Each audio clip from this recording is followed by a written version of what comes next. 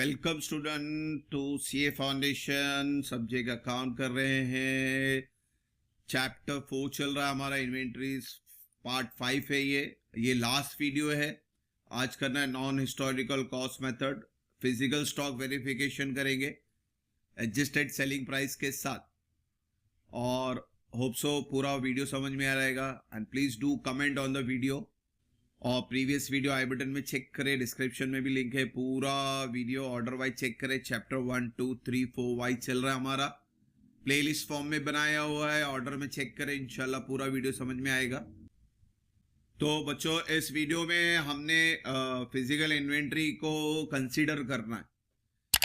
कभी यहाँ पे sales of goods on approval basis पे रहता है, यानी हमने कस्टमर को माल बेचा और बोला कि भाई पसंद आए तो पेमेंट करना, वरना गुड्स रिटर्न करना। That is called goods on approval basis और रिटर्न बेसिस। फिर गुड्स सेंड टू कंसाइनमेंट, किसी एजेंट वगैरह को हमने किसी दूसरे स्टेट में माल बेचा है, तो एजेंट हमारा माल बेचेगा नहीं बेचेगा, क्या प्रॉफिट होगा, क्या उसका कमीशन होगा, that is called goods send on consignment.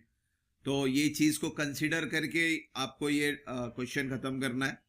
2 sample है इसके अंदर, क्वेश्चन 1 और क्वेश्चन 2। पूरा वीडियो एंड तक देखना बच्चों। पहला क्वेश्चन में हमने लिया है, from the following particular ascertain the value of inventory on 31 मार्च 2022 को आपको क्लोजिंग स्टॉक ढूंढना है। देखो, एक क्लोजिंग स्टॉक होता है नॉर्मल 31 मार्च, ये बताया हुआ है। आपको कभी कभी रिवर्स कैलकुलेशन भी करना होता है, वो चीज को ध्यान देना। यहाँ पे रिवर्स कैलकुलेशन नहीं है, यहाँ पे स्ट्रेट कैलकुलेशन है। यानी आपको ओपनिंग इन्वेंट्री 1/4/2021 का दिया हुआ है, 31 मार्च 2022 का ढूंढना है। तो ये नॉर्मल कैलकुलेशन है।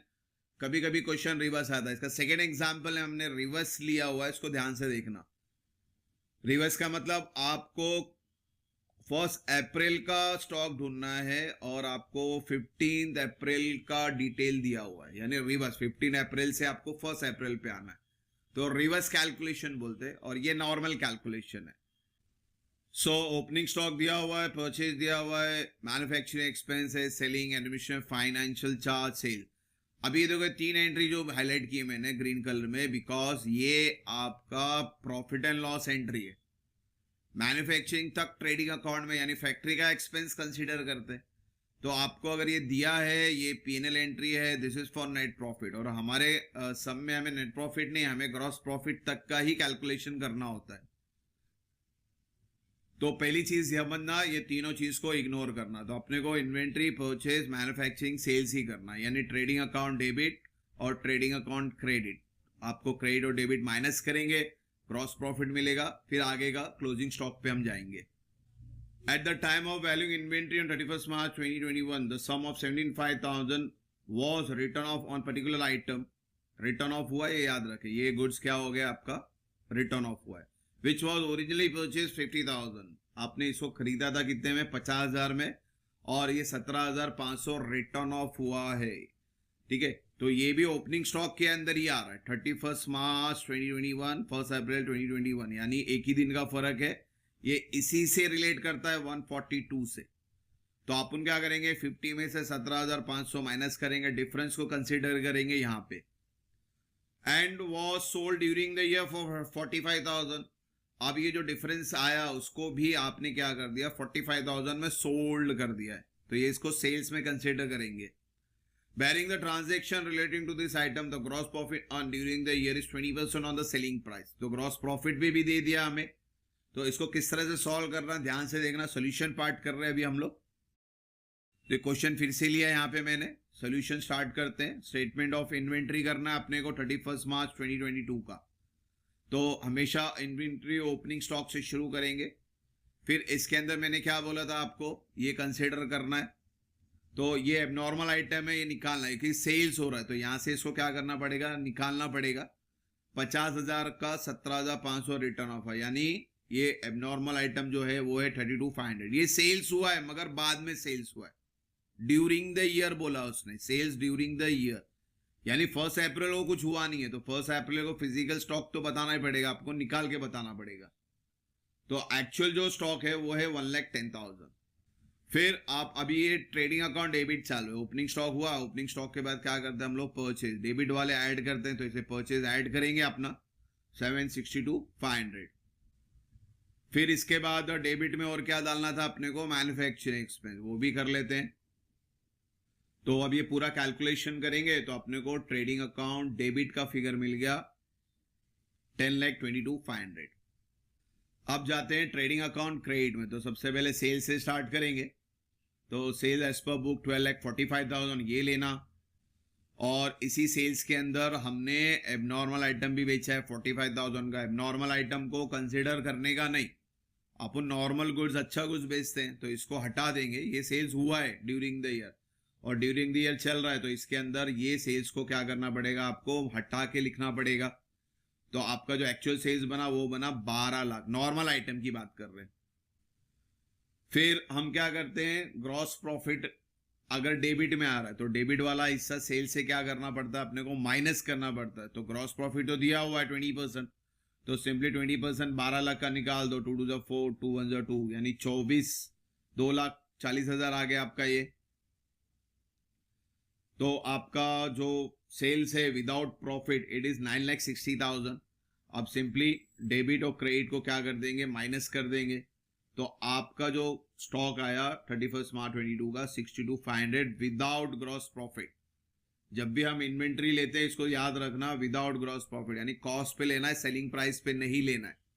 इसके प्रीवियस वीडियो में मैंने बताया था आपको, कॉस्ट अगर इन्वेंट्री ढूंढनी है लास्ट की तो हमेशा उसमें से प्रॉफिट हटाना है, बिकॉज ये कंपनी के अंदर ही रहता है माल, बाहर थोड़ी ना जा रहा है अभी। तो जब खुद के अंदर रिकॉर्ड कर रहे हो तो अपन प्रॉफिट हटा के रिकॉर्ड करेंगे। तो ये चीज को समझना, जब भी आप फिजिकल स्टॉक वेरिफिकेशन करते हो तो इसके अंदर हमेशा ग्रॉस प्रॉफिट जो भी रहेगा हटा के बताना। इसमें भी ऑलरेडी हट गया क्योंकि यहाँ पे हमने ग्रॉस प्रॉफिट मार्जिन माइनस कर दिया है। तो ये सैंपल नंबर 1 था। और एक एग्जांपल लेते हैं, question number 2। So in question number 2 आपको you are required to ascertain the value of inventory 31st March 2022. A trader prepare his account on 31st March every year. Due to unavoidable reason, no stock taking could be possible till 15 April 2022. देखो अप्रैल तक पहुंच गए अपन, मार्च को खत्म हुआ था अप्रैल, यानी 15 दिन आगे जा चुके हम लोग। तो यहाँ कुछ प्रॉब्लम हो गई, इसने रिकॉर्ड नहीं कर पाया क्लोजिंग स्टॉक 31 मार्च का, यानी अपने को डिटेल अब 15 अप्रैल का दिया। अभी हम लोग को रिवर्स जाना है, तो ये रिवर्स का कैलकुलेशन समझना पड़ेगा। जो ऐड होता है लेस हो जाएगा, जो लेस होता है वो ऐड हो जाएगा। तो 15 April 22 on which the day total cost of goods in is godown came to 50,000, यानी ये बता रहा 15 अप्रैल को अपने पास जो माल पड़ा है वो स्टॉक है 50,000 का। और फिर फॉलोइंग डिटेल है हमारे पास 31 मार्च से लेके 15 अप्रैल तक का है। तो 15 दिन में हुआ क्या क्या वो चीज चेक करनी है। तो पहला हुआ है सेल्स हुआ है 41,000 इंक्लूडिंग कैश सेल्स 10,000, अच्छी बात है। एक कंफ्यूजन के लिए अपने को 41 ही लेने का। परचेज में भी सेम फंडा है, अपने को परचेज 34 ही लेना है।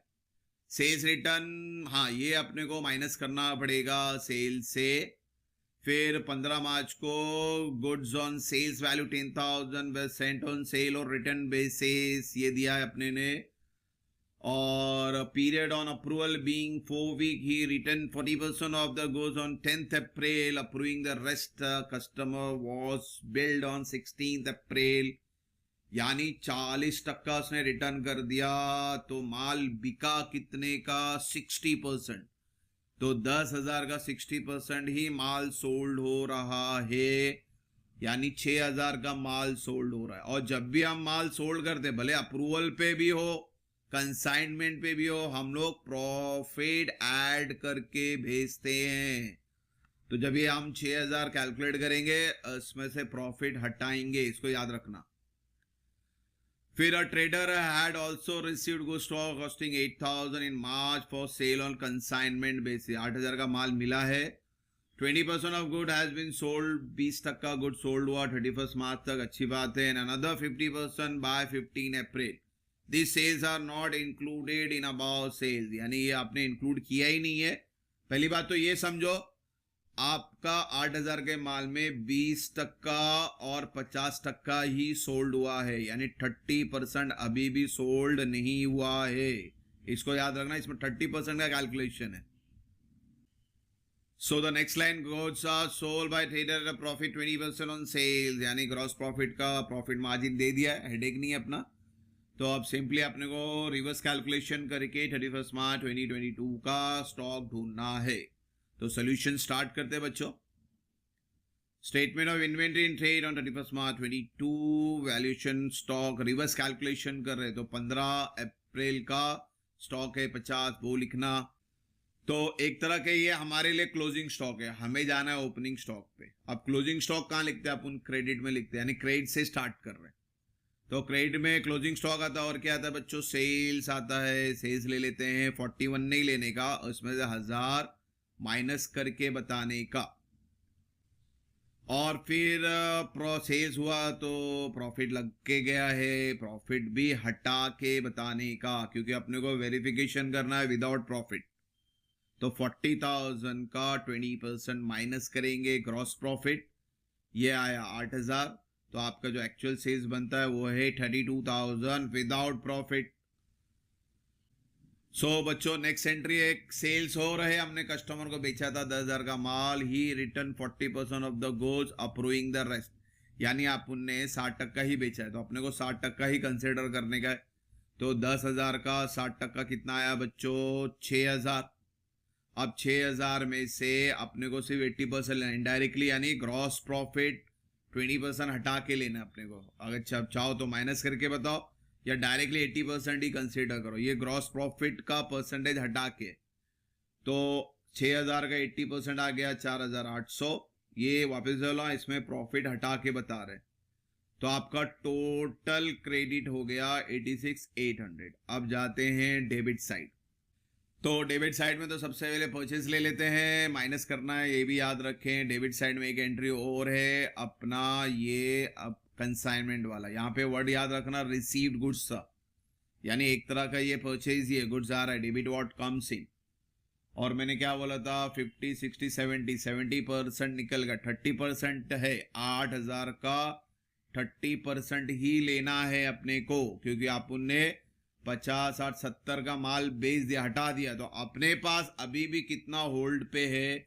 8,000 का 30% होल्ड पे है, डेबिट में है, तो इसलिए 2,400 दोनों प्लस करेंगे, 7,434। अब इससे डेबिट और क्रेडिट को माइनस कर देंगे, तो आपका आ गया वैल्यूएशन ऑफ स्टॉक ऑन 31 मार्च 2022, यानी ओपनिंग स्टॉक आ गया आपका। तो रिवर्स कैलकुलेशन में ध्यान देना, अपने पास गुड्स कितना अवेलेबल है, कितना निकल रहा है, उसको ध्यान देना, और हमेशा प्रॉफिट को हटा देना, माइनस कर देना, तो ही फिजिकल वेरिफिकेशन कंप्लीट होगा। तो इस तरह से आज हमने हमारा चैप्टर इन्वेंट्री भी मुकम्मल किया, चैप्टर 4 हो गया हमारा। इसके बाद चैप्टर नंबर 5 डिप्रीशिएशन स्टार्ट करेंगे इंशाल्लाह। तो होप सो यहाँ तक कोई डाउट ना हो। इंशाल्लाह नेक्स्ट वीडियो में जल्दी मिलेंगे बच्चों। Thank you for watching the video. God bless you.